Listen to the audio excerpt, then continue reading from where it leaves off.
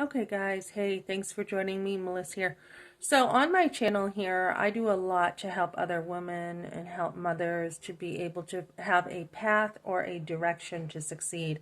I talk about how I came from an upbringing with, family in the projects, no real direction as a teen, got in, I don't want to say trouble. I wasn't a troubled kid. I was an AB student, and I say I graduated early not to boast, as Kevin Leandro would say I do, but to show what can happen. It's not always your family background that matters, okay?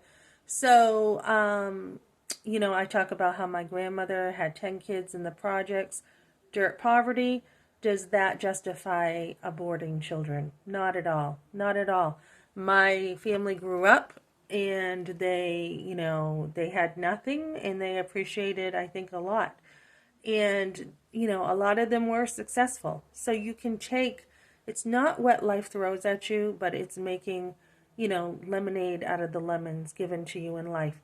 So sometimes I think, geez, look at my family situation and how, I've had this mother-in-law against me. I had a father disown me, a mother who acted against me, on and on it goes. Well, it's solutions. I mean, I spilled my tea and shared what I've been through, and how to solve problems is what you want to do. You don't want to continue playing the blame game when things happen, right? Because it's a vicious cycle where you can go on, right?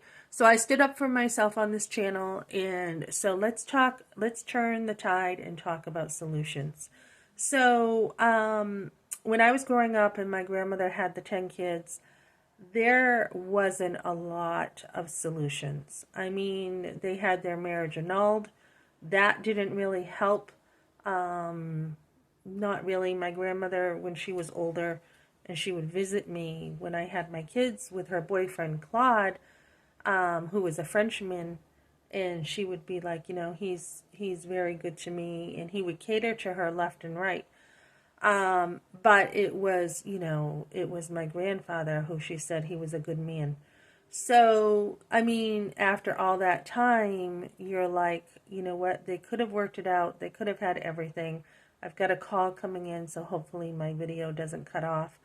Um, so you want solutions. That's what you want. And I'm going to end this because I think it is going to cut off, and I will do a part 2 to this. Okay, thanks for joining me, guys.